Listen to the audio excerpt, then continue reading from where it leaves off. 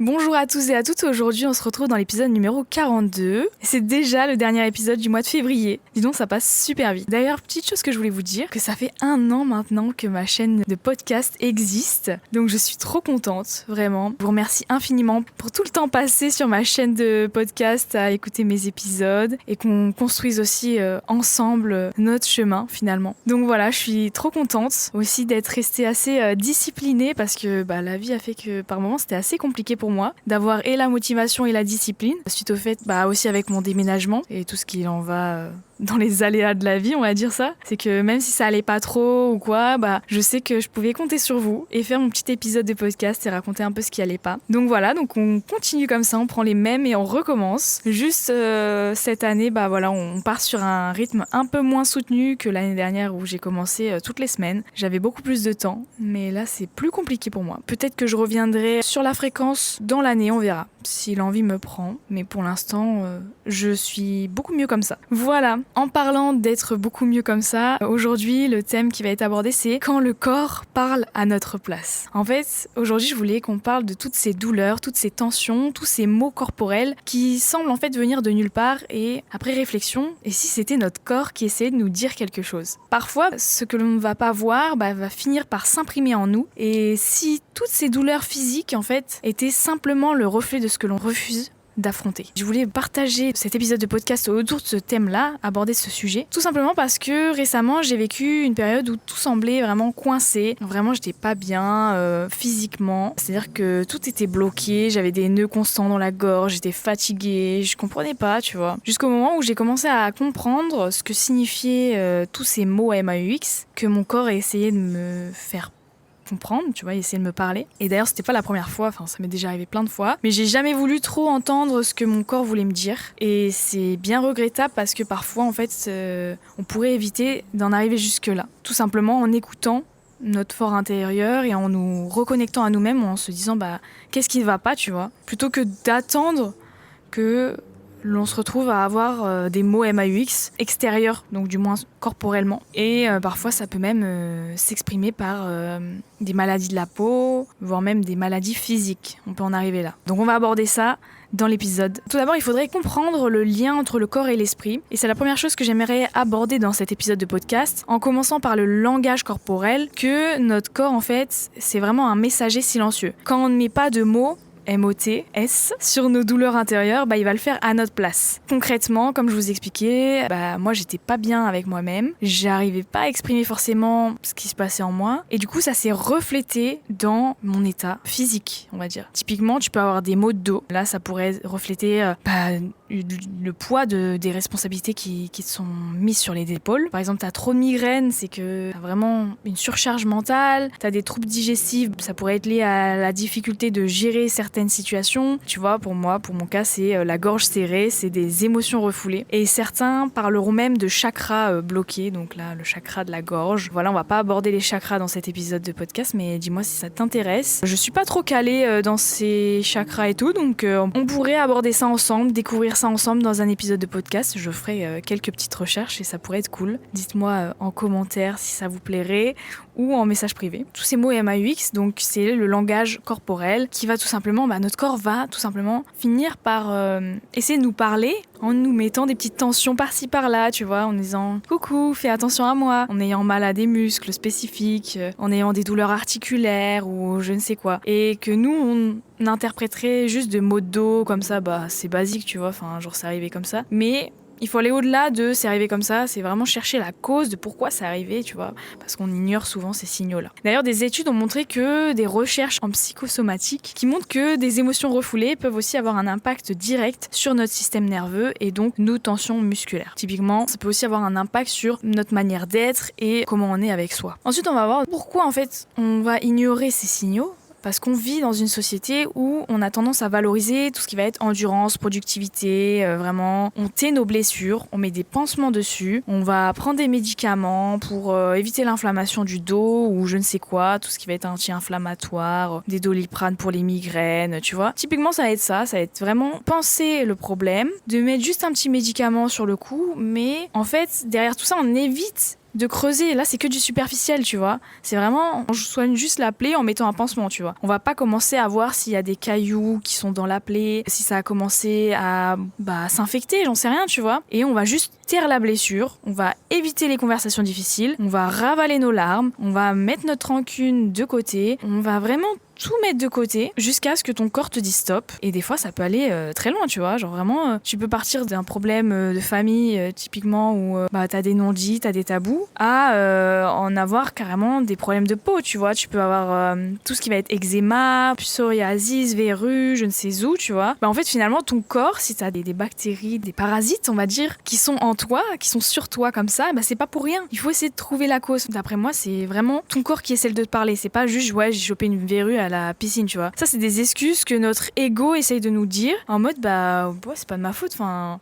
J'ai chopé la verrue là, l'eczéma, c'est arrivé comme ça et on cherche pas la cause, tu vois. Genre vraiment, on n'a jamais cherché la cause. Et moi, je te raconte ça comme ça parce que vraiment, j'ai eu eczéma, j'ai eu verrue, j'ai eu tout ce que tu veux, tu vois. Bobo, machin, truc. Mais en général, tes plaies, tu vas les soigner, tu vas les gratter en profondeur, tu vois. Et c'est pareil pour tes plaies intérieures, pour tes blessures, que ça soit dans ton enfance, dans ton enfant intérieur, mais aussi dans tes relations avec autrui. Et c'est important de régler le problème de suite, plutôt que d'accumuler et de laisser traîner, que ça s'infecte, comme on pourrait dire pour une plaie, et qu'au final, derrière tout ça, tu contractes certaines pathologies ou maladies qui peuvent être de plus en plus graves. Je suis persuadée que l'on a des pathologies du type AVC. Toutes ces maladies-là, en fait, c'est lié à des facteurs de risque qui sont associés à du stress ou des émotions refoulées. Et donc tout ça, c'est de la rancœur non exprimée et de la colère gardée en soi. Pour moi, je suis persuadée que c'est ça. Et donc pour éviter tout ça, il vaudrait mieux réussir à dire les choses et à exprimer ces émotions qui ont été refoulées.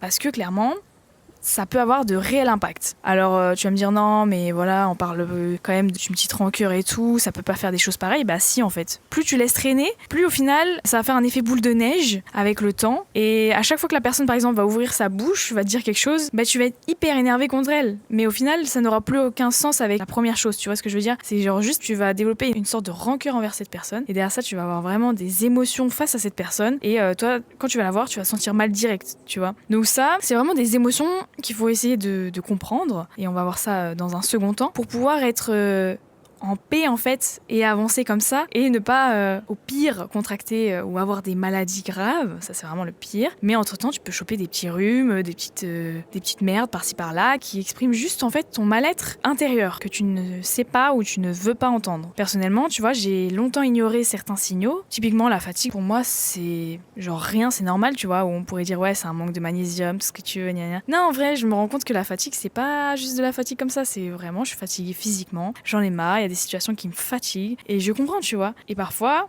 aussi, j'en fais trop ou mon corps, je le surcharge et donc là, il me dit t'es claqué, t'es fatigué, tu bouges pas, tu vas te coucher et voilà, tu arrête tout ce que tu as envie de faire, tu vois. Parce que je suis plutôt de nature hyper active et typiquement, voilà, mon corps s'exprime comme ça. Alors faut pas non plus aller jusqu'au moment où il va être extrêmement fatigué et être là à faire que dormir parce que c'est bien, au moins tu vas dormir et tout, mais il faudrait anticiper et prévenir ces sortes de problèmes, tu vois. Maintenant, on va voir les émotions refoulées et leurs impacts. Typiquement, la tristesse qui va être non exprimée peut peser sur ta poitrine. Une colère qui va être enfouie, ça peut créer des tensions musculaires. Une peur qui va être non affrontée, ça peut se transformer en insomnie. Tu vois, typiquement pour moi, c'est vraiment un effet boule de neige où tu vas avoir une émotion associée à quelque chose et qui va t'empêcher d'être bien avec toi-même, qui va t'empêcher de bien dormir, qui va te rendre mal, tu vas avoir des maux de dos, tu vas être toujours irrité, tu vois, et c'est encore plus difficile, comme je te disais avant, quand ces douleurs datent de loin, en fait, et t'arrives déjà pas à retracer de quand ça vient, et donc c'est déjà difficile de remonter jusqu'à là,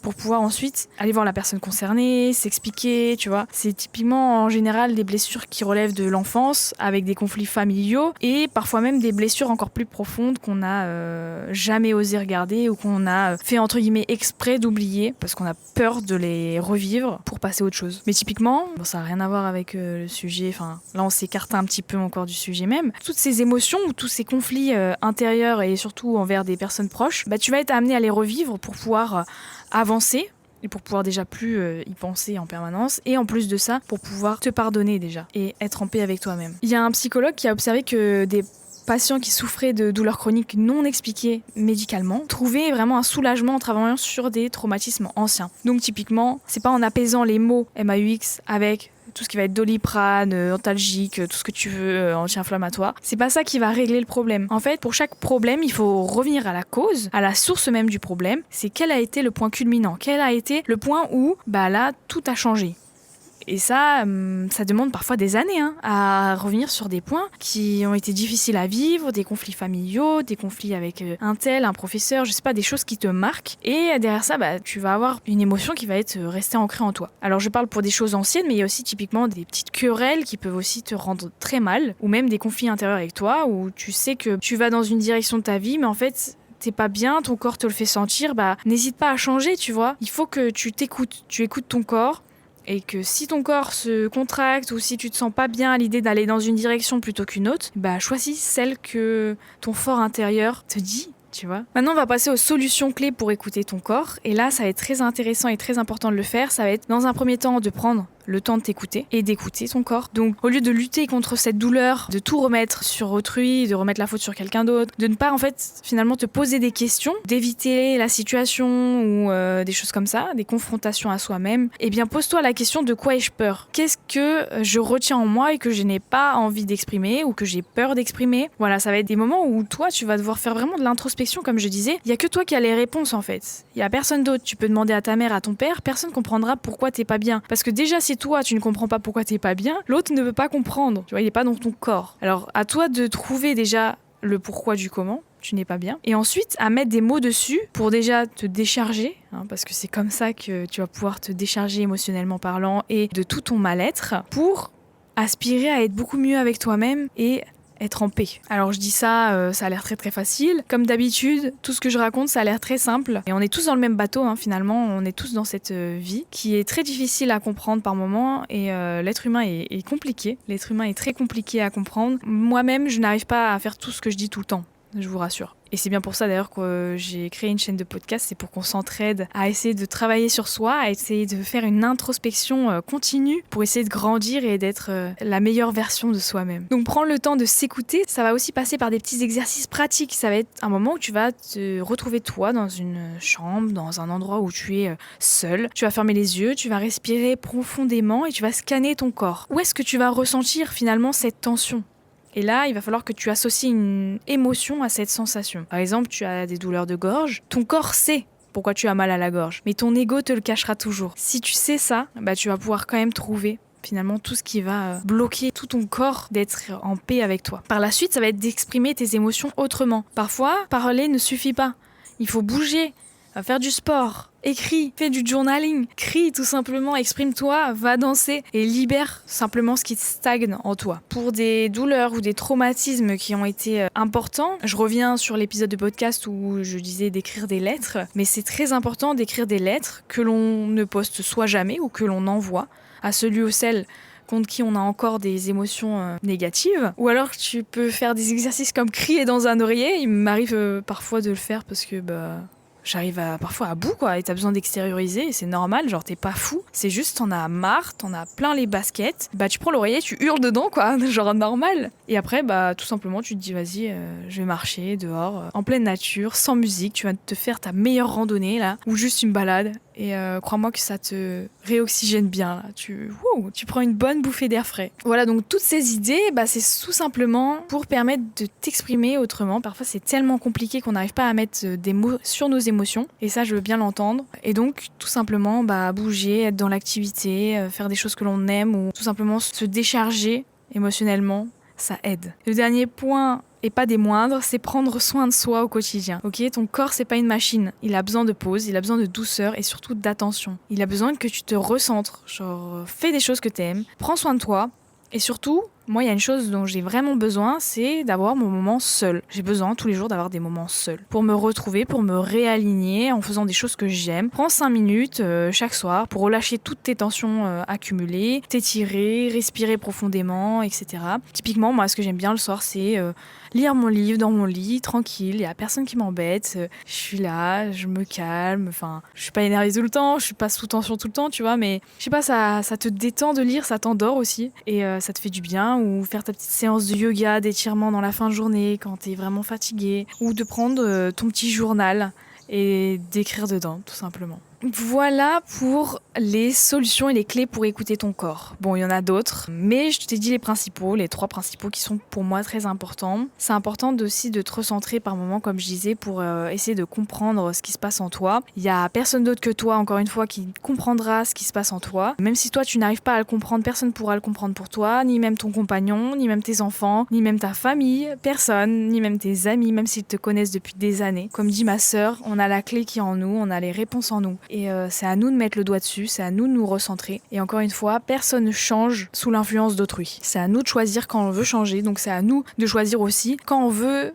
exprimer nos mots, quand on veut aller mieux, tout simplement, et comprendre ce que notre corps essaye de nous dire. En conclusion, du coup, je voulais faire un petit récapitulatif rapide. Nos mots MAUX corporels sont souvent des signaux. Et donc plus tu vas apprendre à les écouter, plus tu vas te comprendre, tu vois. Et ça, c'est vraiment ce que j'ai essayé de te dire dans tout l'épisode. C'est vraiment, il faut que tu sois de plus en plus à l'écoute de toi et que si tu sens une tension quelque part, tu te dis, bon, ok, alors ça provient d'où? De quel endroit sur moi? Et pourquoi? C'est ça la cause, c'est savoir pourquoi. Pourquoi j'ai la gorge nouée là? Quelle réaction de l'autre ou de moi m'a fait me rendre comme ça? C'est vraiment des questions que tu dois te poser. Et toi, seul aura la réponse. Et si aujourd'hui, au lieu d'ignorer cette tension, on lui prêtait tout simplement de l'attention? Juste un instant. Alors dis-moi en commentaire si tu as déjà ressenti ce lien entre ton corps et tes émotions. Ça m'intéresse vraiment beaucoup de connaître ton expérience et de savoir si on pense la même chose. Et à quoi, par exemple, tu assimilerais des douleurs de pied, musculaires, je sais pas, ou que tu as réussi à comprendre en toi. Et puis j'espère que cet épisode t'a plu. En tout cas, nous on se retrouve du coup dans 2 semaines pour un nouvel épisode de podcast. Gros bisous, ciao ciao.